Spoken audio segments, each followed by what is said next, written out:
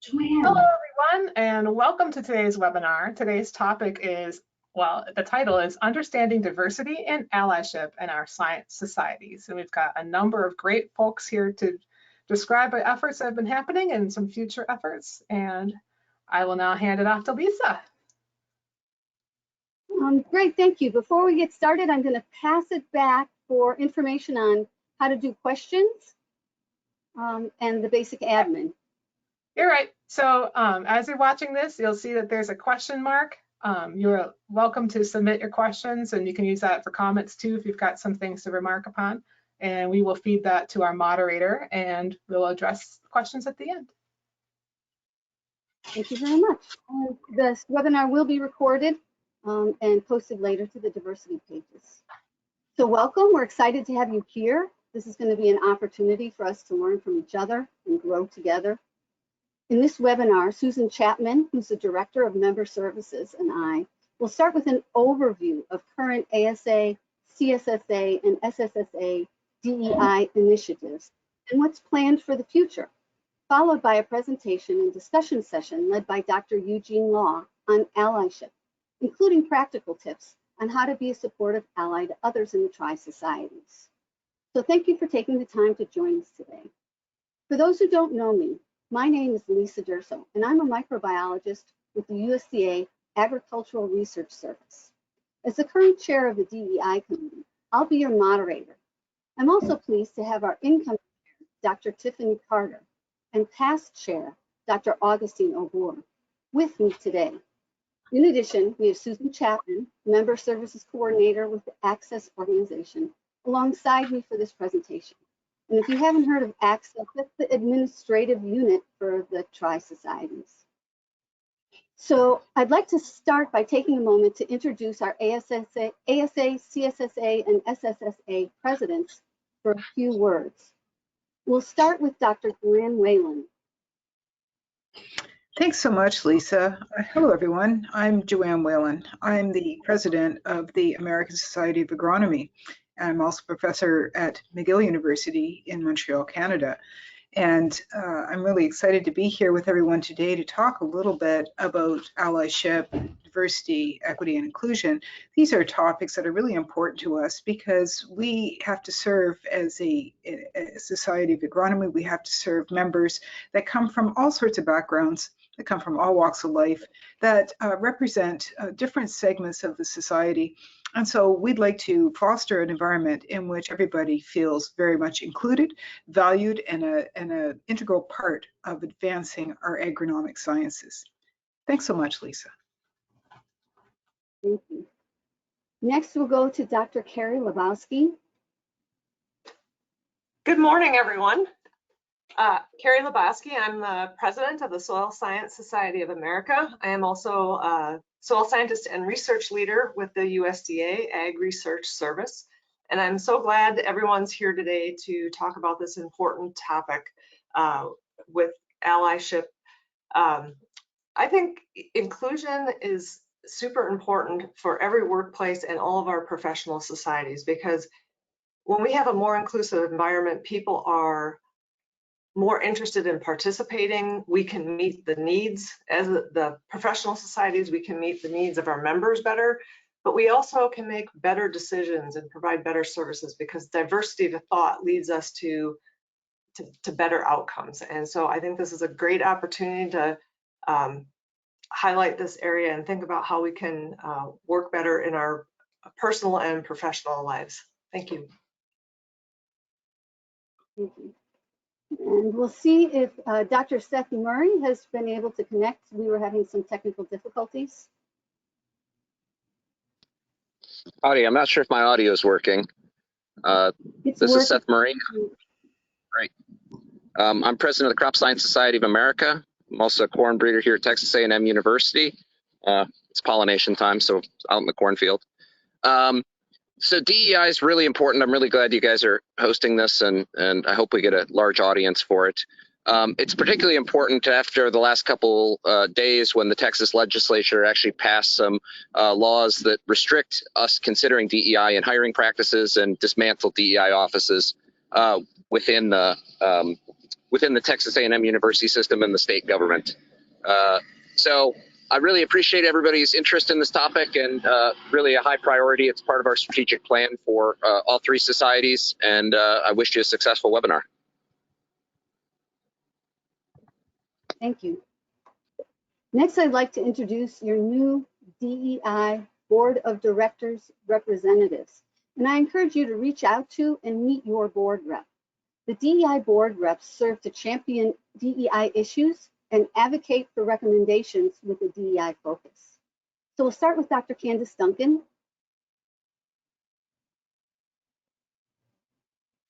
Good morning, everyone. My name is Candace Duncan. I'm an environmental scientist at the University of Maryland. I look at organic contaminants in the vadose zone and how they move. I am the ASA DEI member at large for this upcoming year. Welcome, everyone, and I'm glad to be here. Thank you. Dr. Jeffrey Koch. Hi, everyone. Good morning. So I am the DEI member at large for the Crop Science Society of America board. And yeah, I'm really encouraged about all the societies have been doing in this space over the last few years, and really excited to be part of this webinar. And I just want to encourage anyone on this webinar, anyone at all, to reach out.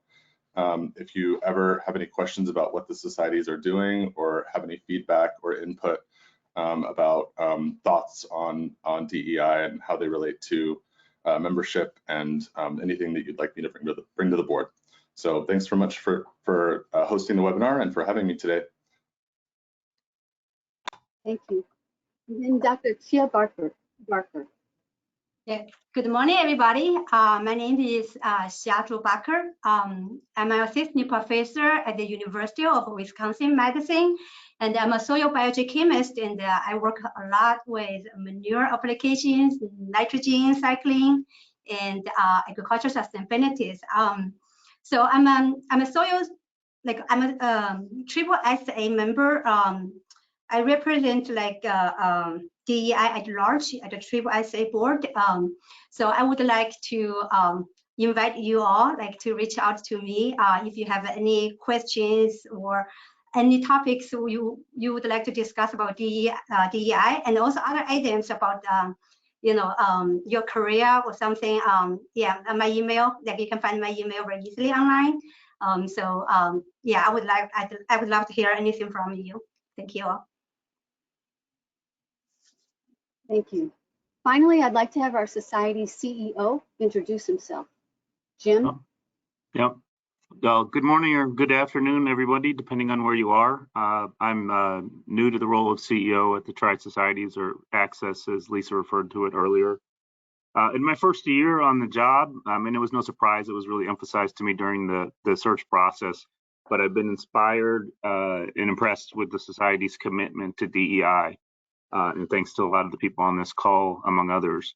But our societies are committed to taking an honest look at DEI, both to ensure that our principles are represented within the organizations, from governance, systems and processes, award programs, across the board.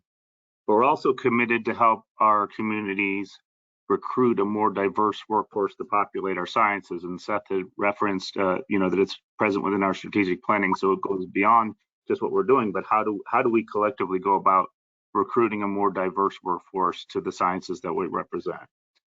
This is a marathon, and it's not a sprint. We take small steps every day, which includes this program. But each day we learn, each day we adjust our mindset to incorporate new perspectives. And then part of that is this program today. So thank you for being a part of this. And I, among others, look forward to learning from today's program. Thank you, Jim. And thank you all for your support and involvement in this initiative. For those of you who are just joining us, welcome. Now let's start with our update.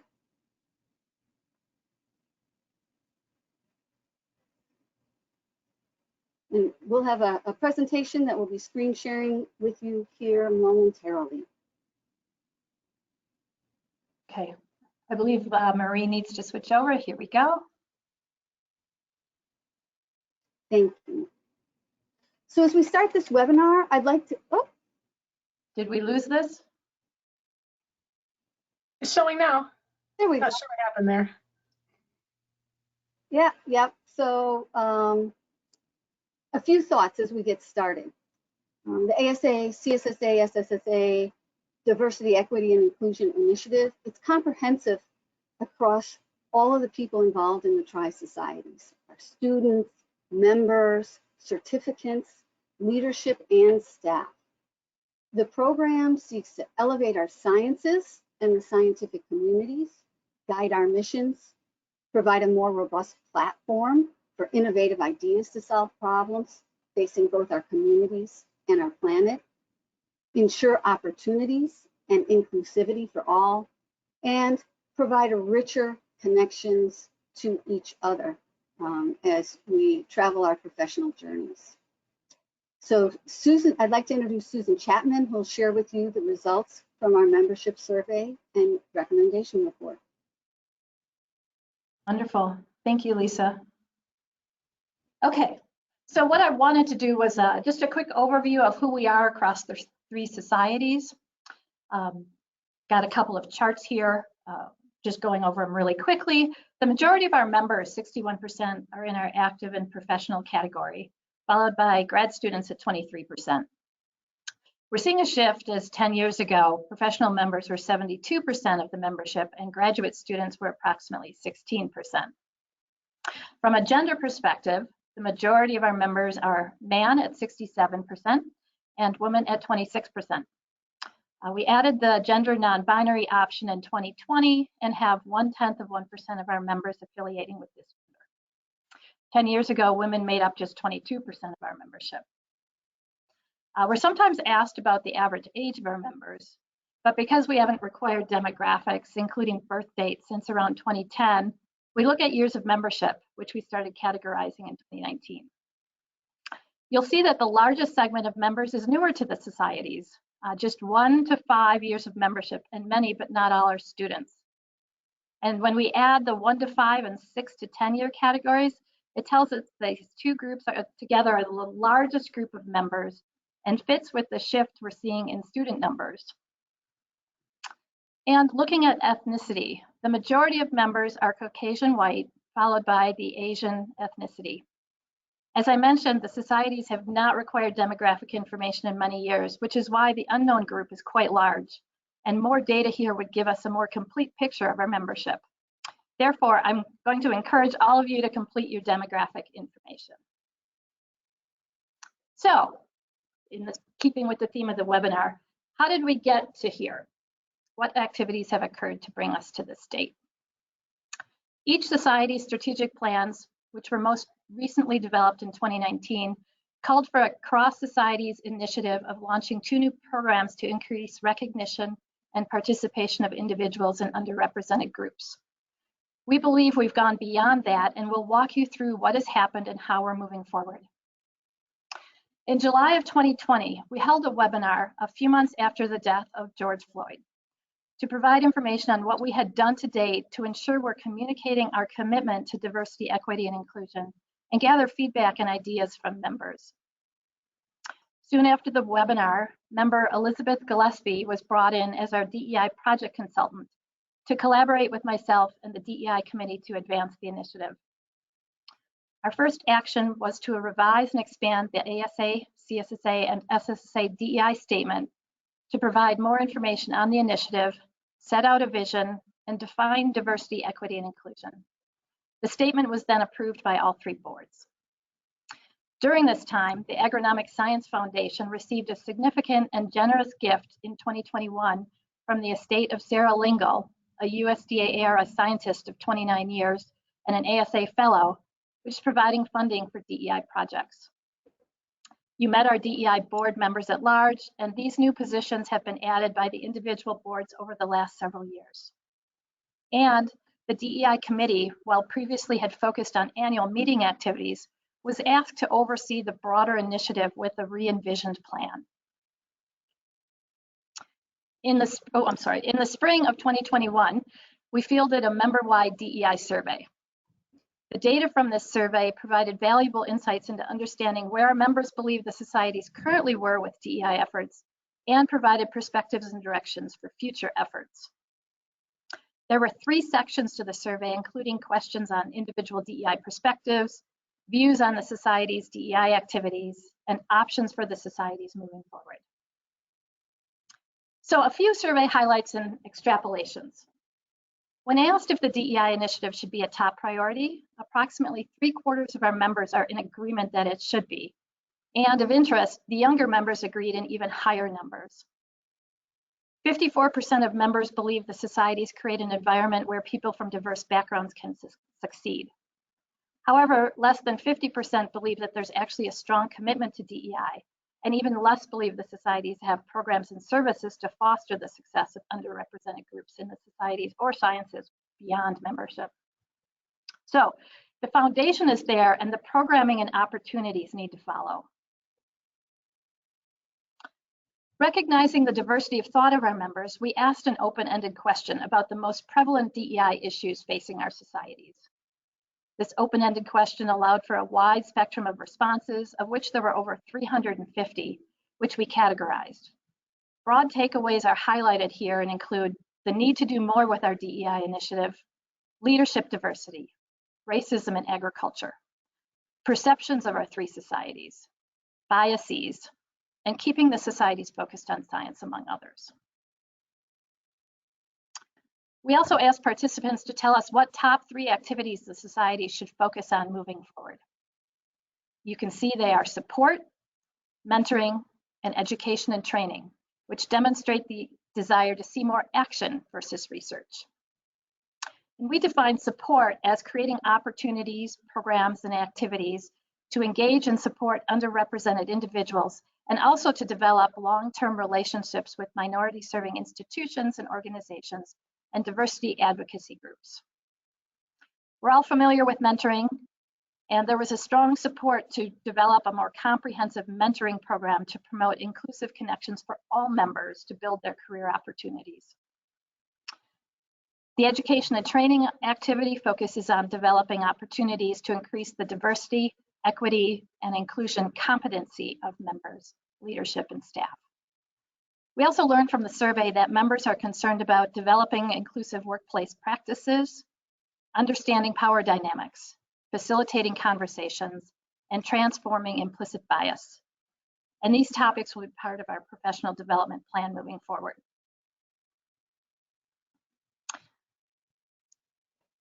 Needless to say, these were just the highlights of the complete report, and the data can be accessed at any of the links on this slide.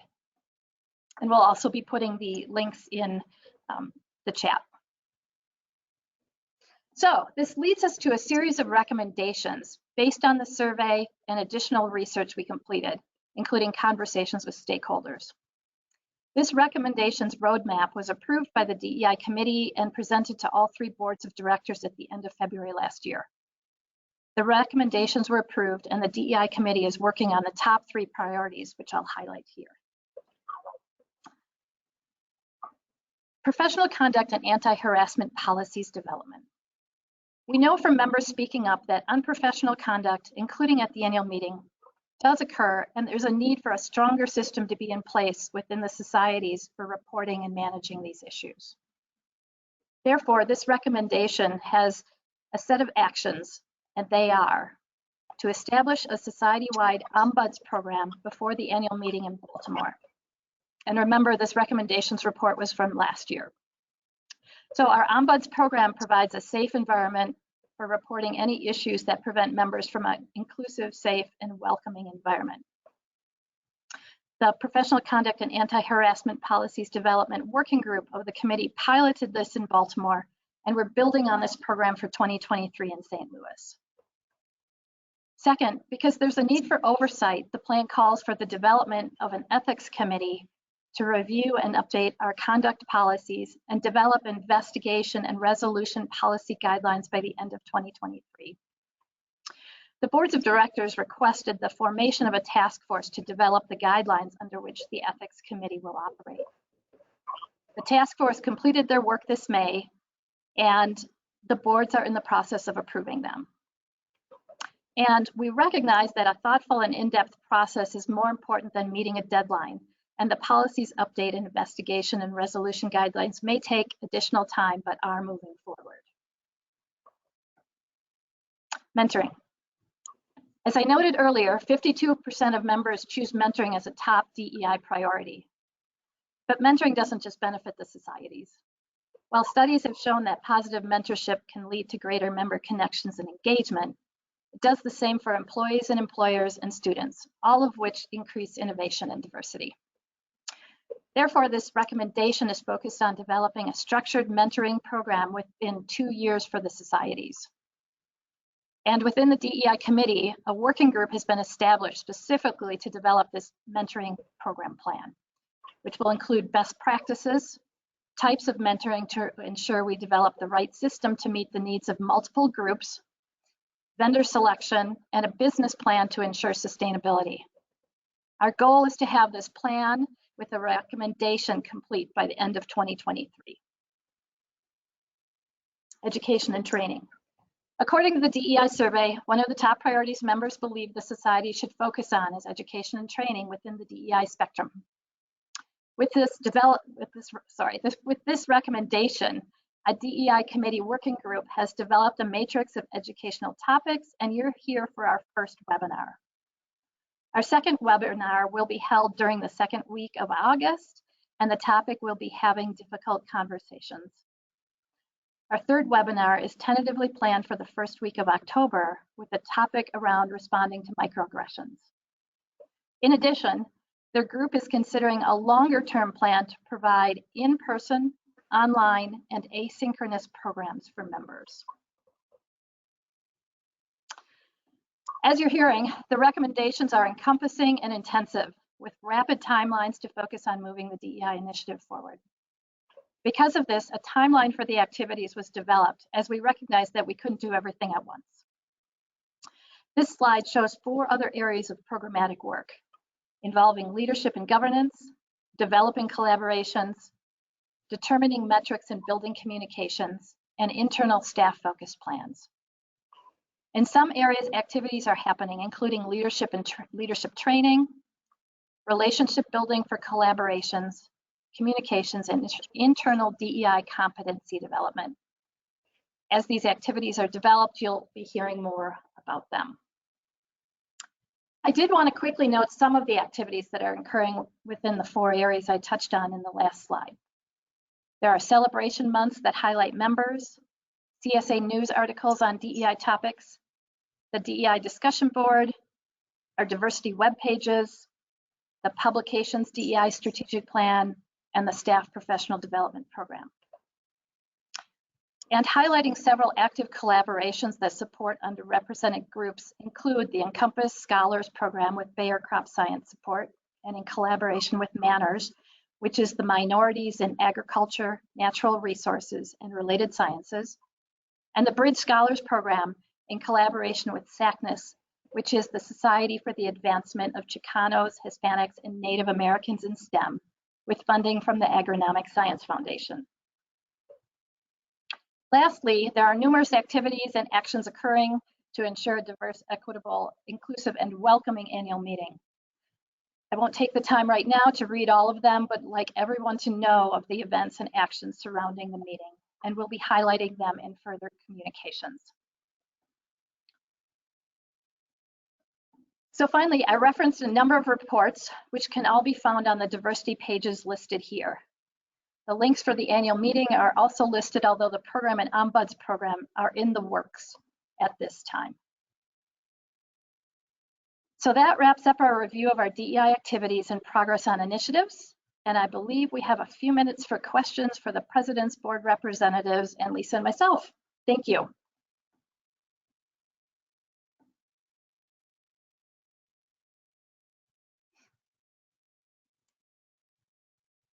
Thank you, Susan. I'm Tiffany Carter, and I'll be moderating the questions.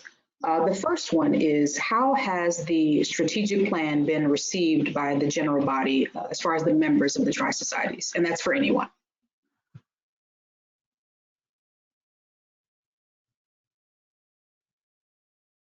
This is Jim. I'm not sure that we have a good assessment tool on that. I do think that we've established DEI as a priority amongst our membership from surveys that we've done, but I generally would think that the opposite at least is true, which is that the DEI initiatives have been based on the needs and perspectives of our members. So I don't have a good, I'd love to give you an answer to that question, but it's probably something for us to measure over time.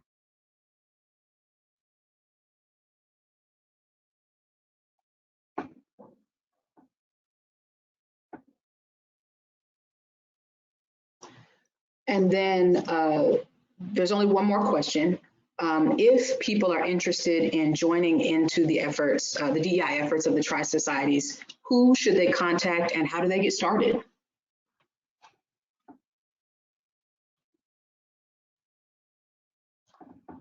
I can take that one.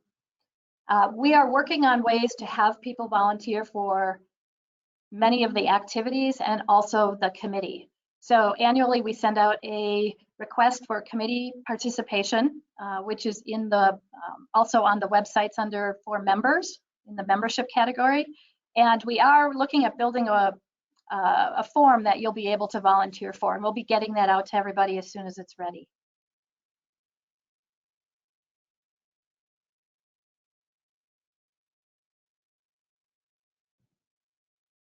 Okay, that was the last question in the chat. Wonderful.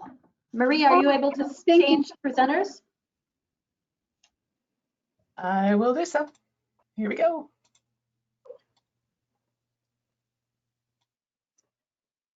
So thank you, Susan, for the presentation, and thank you for the questions. Now we'll move into our allyship presentation with Dr. Eugene Law. Dr. Law is a NEFA postdoc fellow in the Department of Plant and Soil Sciences at the University of Delaware and a visiting scientist in the USDA-ARS Sustainable Agricultural Systems Laboratory in Beltsville, Maryland. In his current role, he leads research activities for GROW, a national research and extension network focused on precision integrated weed management. Eugene received his PhD in agronomy and applied economics from Cornell University and his BS and MS in environmental engineering and plant ecology from the SUNY College of Environmental Science and Forestry. Eugene, thank you for volunteering to be our presenter today. And thank you, Lisa, for that introduction.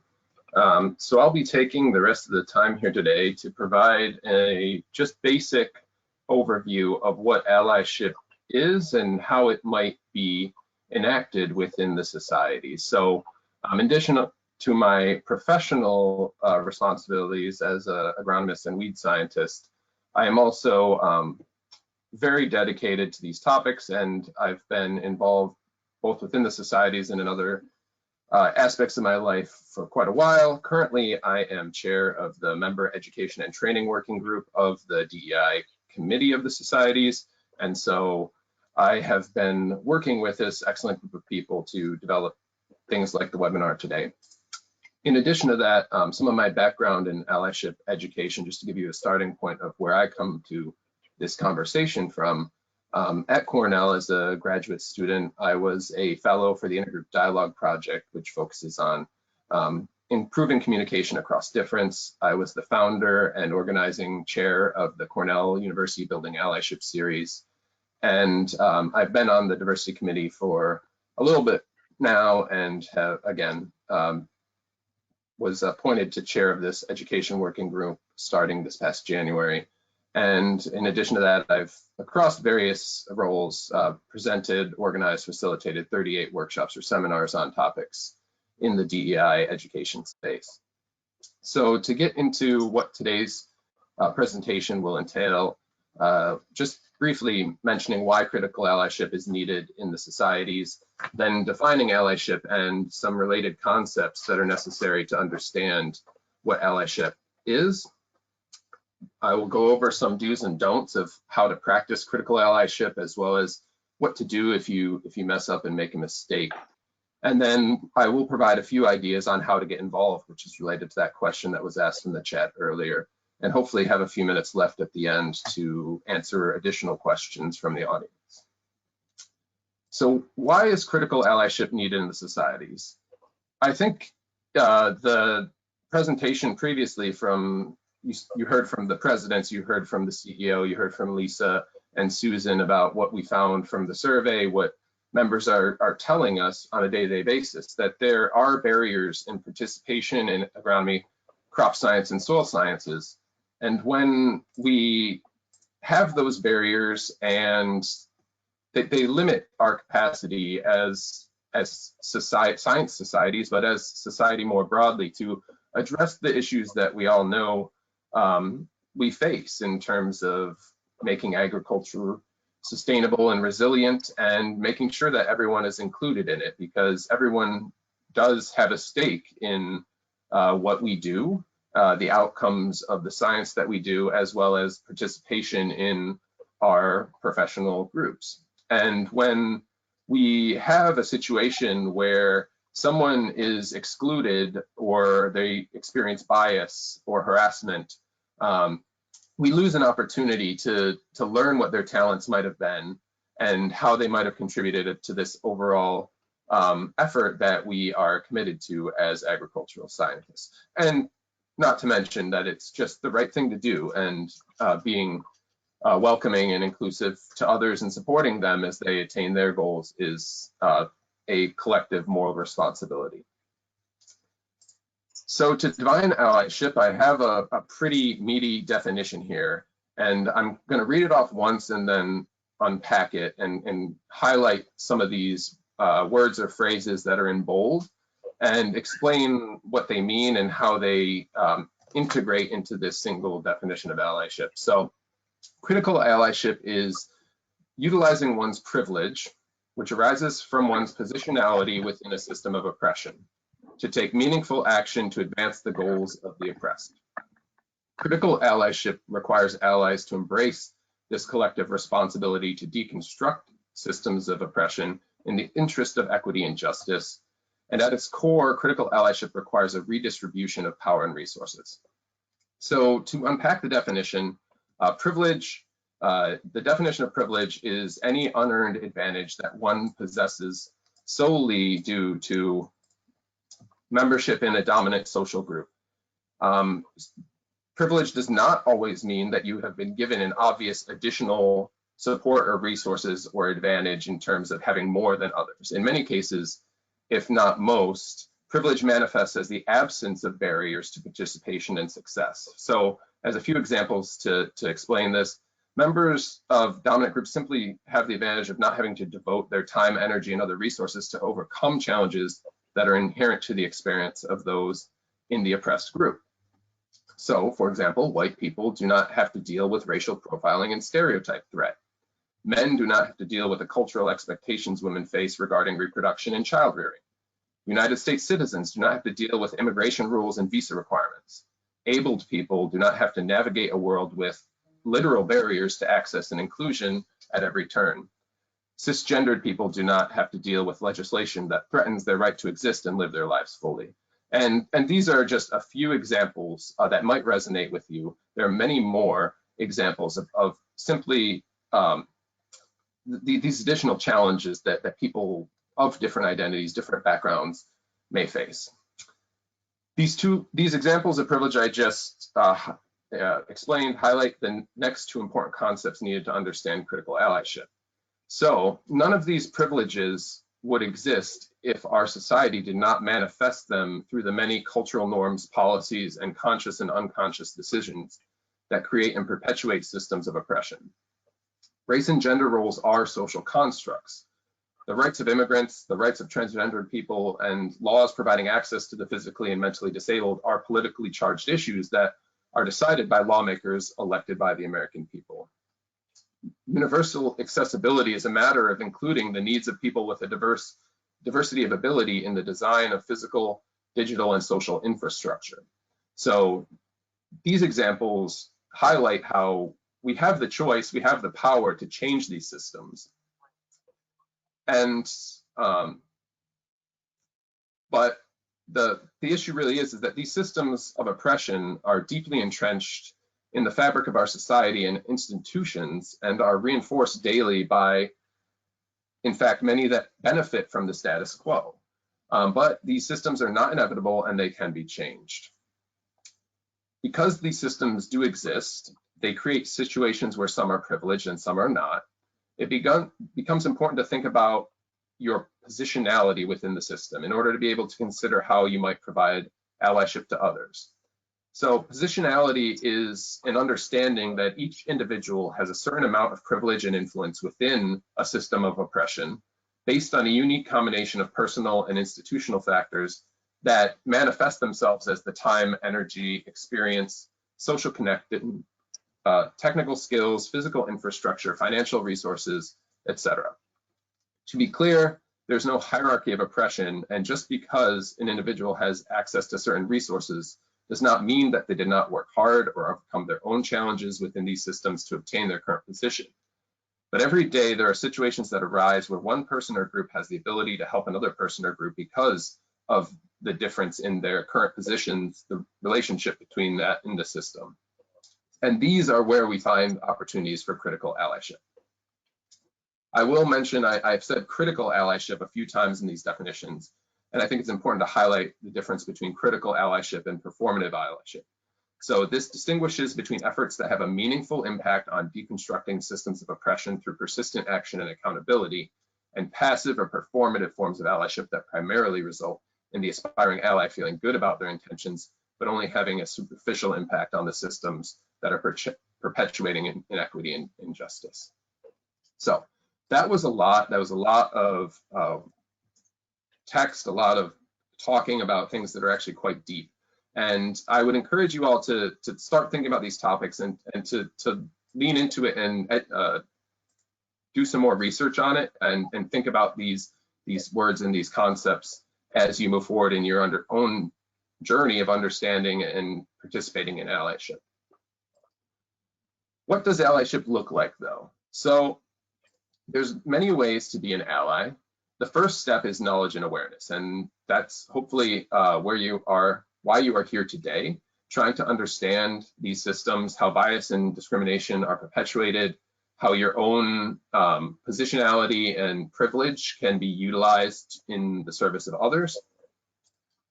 There's the opportunities for communication and confrontation. So there's a critical aspect of building capacity within your own networks to address these issues. So speaking with peers and encouraging them to become allies themselves. There's also the critical importance of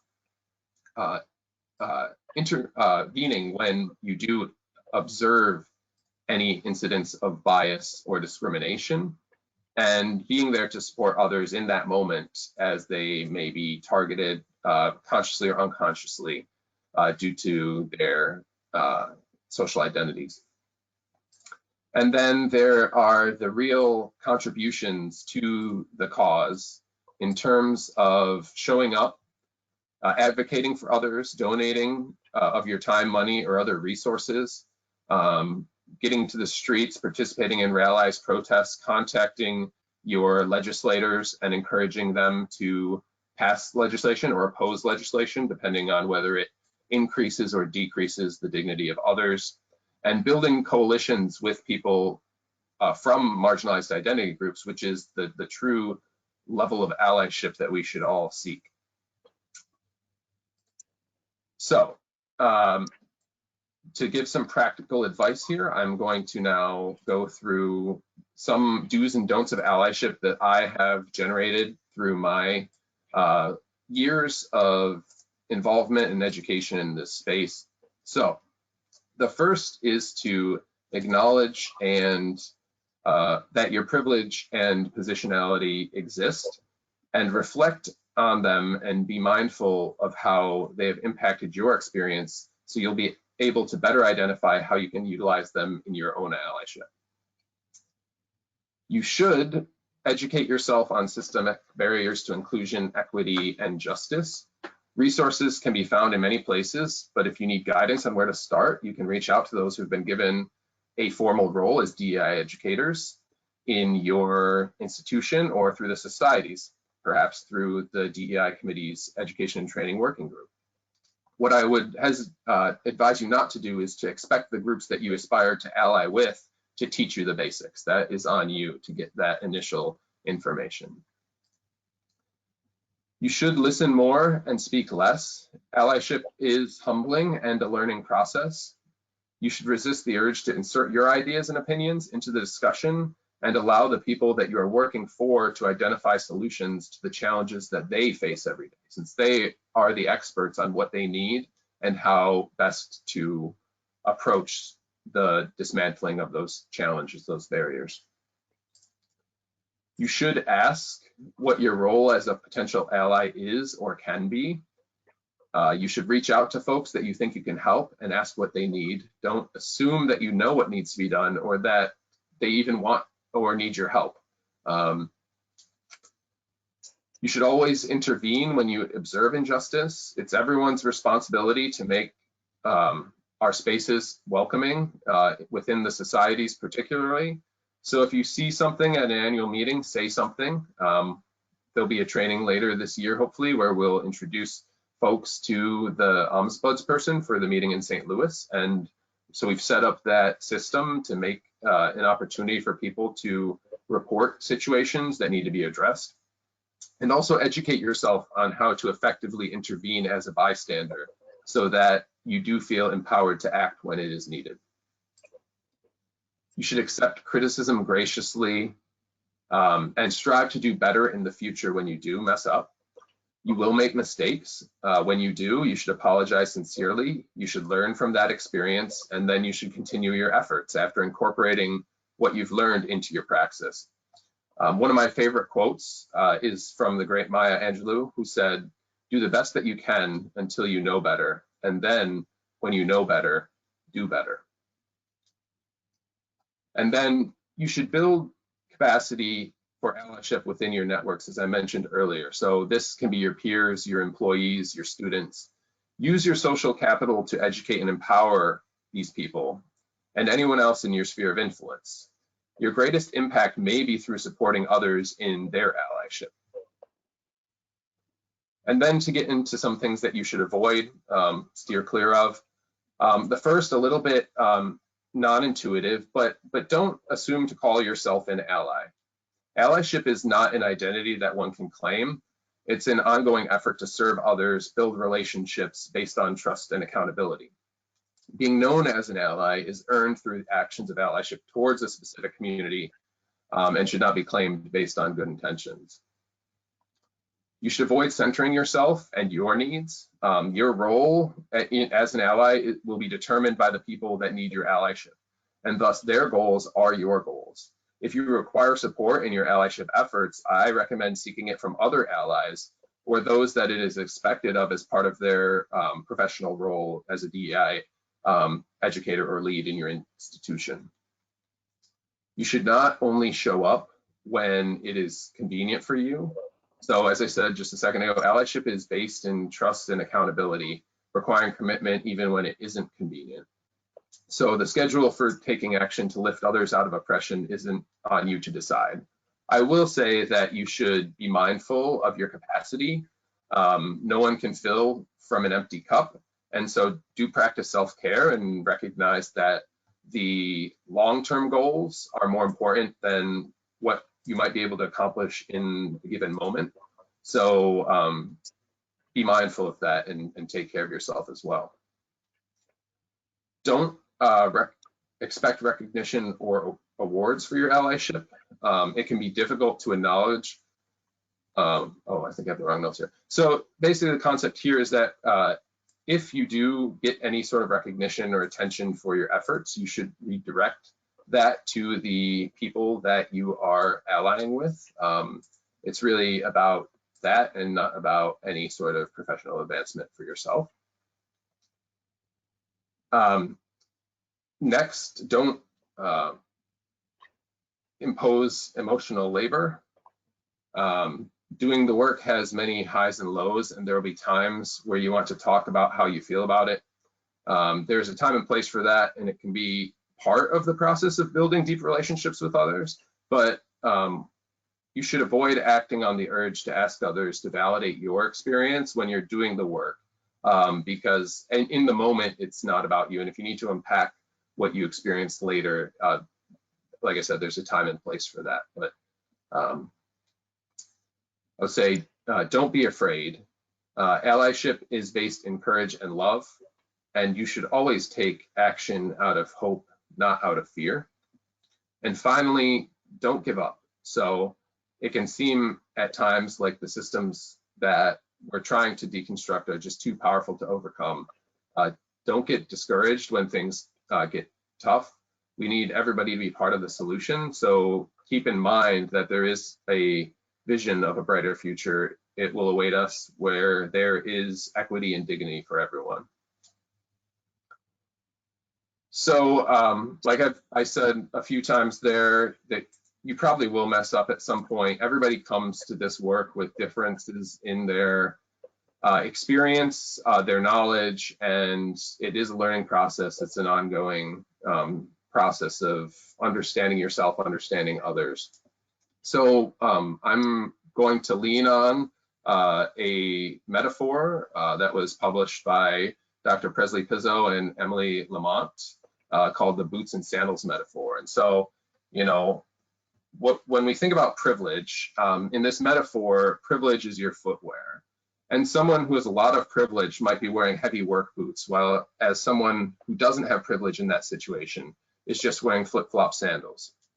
And so, as you can imagine, if you're in a crowded environment, you're wearing heavy work boots, and someone else is wearing sandals, and you happen to step on somebody's toes, that would be very painful for the person in sandals. If the person in sandals happen to step on your toes and you're wearing heavy work boots, it's likely not going to impact you that much.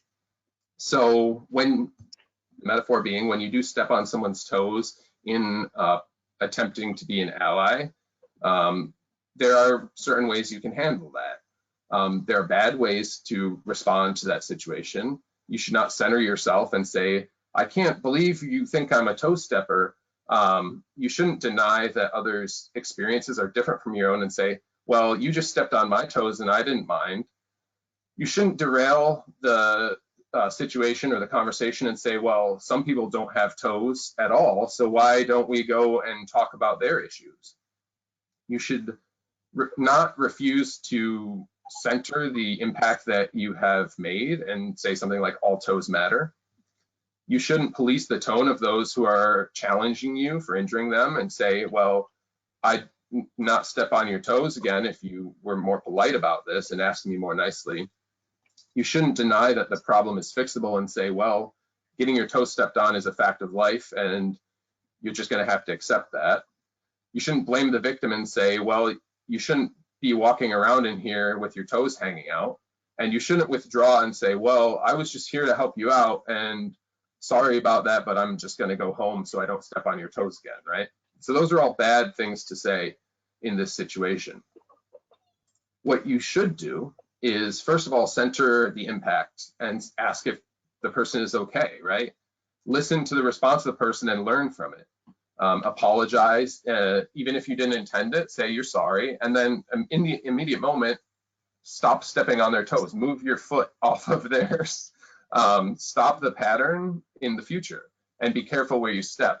When it comes to systems of oppression, though, this metaphor does start to break down a little bit, because our end goal is actually to change the footwear so that we don't have situations where some people are more prepared, have more power in the situation.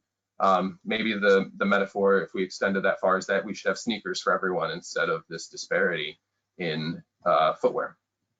So hopefully that is just a nice way to think about it, and also really reiterate that there are better and worse ways to handle it when you do mess up.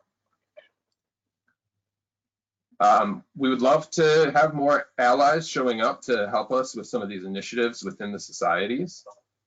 So you can volunteer, as Lisa and Susan were mentioning. We are developing a system for doing that, for people to indicate their interest in certain initiatives, and get involved. For my role as the chair of the Education and Training Working Group, we would love to have others come to us with ideas for webinars like this and offer to help arrange a speaker and help with the logistics of the webinar itself.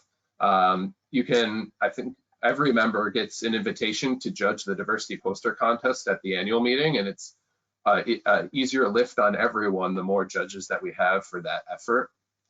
When you are at the annual meeting, attend the diversity summit and get involved there, participate in the roundtables and share your perspectives on the efforts of the society and what we can do better. And also it's a great way to just meet people and build those relationships that are at the core of allyship. You should nominate your colleagues for awards. This is actually a known issue that people from marginalized backgrounds get fewer nominations, and if we don't have the nomination on the awards committee side, then it's hard for them to recognize the excellent activities and accomplishments of those that deserve them. You should find time to introduce yourself to your DEI board reps who introduced themselves to you earlier in the webinar. They can be a conduit to the leadership of the societies and be a resource to you in getting involved. And we've also highlighted how mentorship is one of our biggest goals within the DEI efforts of the society. And while we are working still to develop a formalized process for that, you can start right now if you have students, if you're a faculty member and you have students in your lab, introduce your trainees to the structure and operating norms of the societies, like sort of clearing out that uncertainty about how the societies operate and introducing them to how everything works can be lower a huge barrier for those who don't have that experience prior. So with that, I will end my talk here and ask if there are any questions in the chat. And feel free to reach out to me by email. I'm also on Twitter if you would like to ask any questions that we're not able to cover here in the webinar. Thank you, Eugene. There are a few questions in the chat. The first one is, Eugene, could you share a little of your experience or examples when allyship was fruitful or maybe even difficult? Yeah, I think that there's been many examples of fruitful allyship.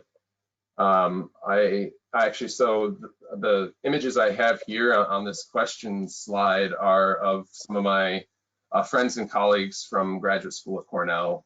And, you know, would I define some of this as allyship versus solidarity? The people here are members of various identity groups that have coalesced in the Cornell Graduate and Professional Student Diversity Council, and in solidarity advanced the efforts to advocate for students from all backgrounds, right?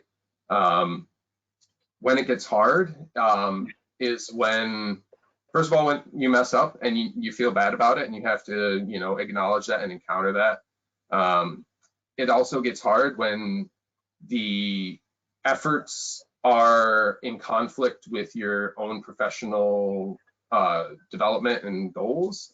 I will say that there is a considerable problem with the fact that most advocacy efforts tend to fall on the groups, the people that are most heavily impacted themselves. So you hear about this being the diversity tax. New faculty members of color get added to every diversity committee or initiative, or at least asked to at the university, right? You can see the students here that are in solidarity with each other are the ones from these backgrounds themselves. And so they're the ones that are showing up and doing the work. And so that can be difficult to navigate how much you contribute to the effort versus how much you focus on your goals as a scientist. If you want to be, to have a career, you also need to be excellent in your science, because to be honest, the allyship efforts that I've done have probably been more detrimental to my career than a positive, to be completely blunt about it. So, but, you know, part of allyship is, like I said, not just showing up when it's convenient and being here. to, for example, give this webinar today when I just took a red-eye flight back to Maryland from San Francisco and got here at 6 this morning. So, you know, we show up and we're here and we're doing the work.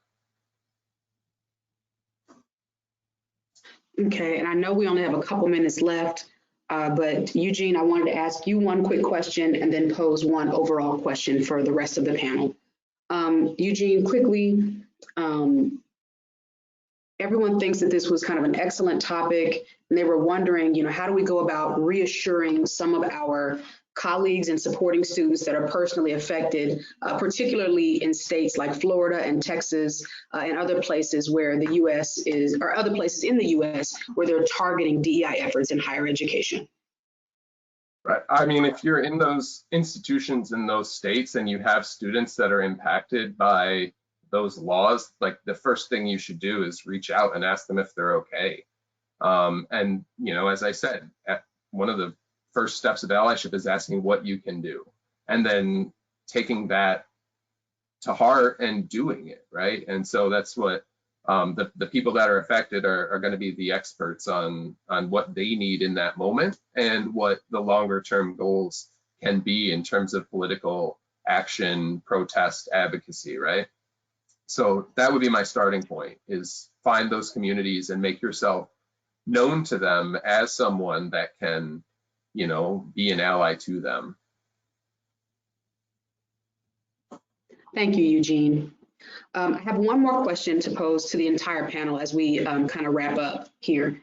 How many members are currently on the DEI committee, and do we know them? And what I assume they're wondering is how can we find out who the different committee members are so that we may be able to reach out to them, including Eugene. There were several other questions and several other people wanting to contact him. I will be sending out an email to all of our participants with the contact information for all of our presidents, our board reps, the presenters, and I will include a link to the DEI committee roster as well, which is available online.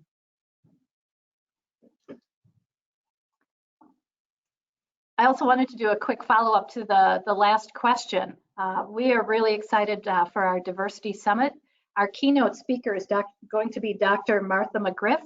She is currently the Chief Diversity Officer at the University of Florida, and she's going to be talking about sort of the state of DEI in our institutions, given some things that you've referenced have happened, and have the conversation about what do we do next? How do we support each other moving forward? So we're very excited to have her. All right. Well, we'll be able to address any questions that we didn't have time to answer in the follow-up and make those answers available to you. And then as we wrap up this webinar, I want to thank all of the presidents, the board representatives, and CEO for their time and commitment. Thank you also to Susan for the information on activities of the initiatives and the work of the DEI committee. And a big thank you to Dr. Eugene Law for his allyship presentation. Please watch your email for a very short survey on this webinar. We really need input from everybody. So I encourage you to take a moment to fill that out. And watch for the announcement of our next webinar, which will be held in August. Well, goodbye, everyone, and thank you for attending. Bye, everyone. Thank you all. Bye-bye.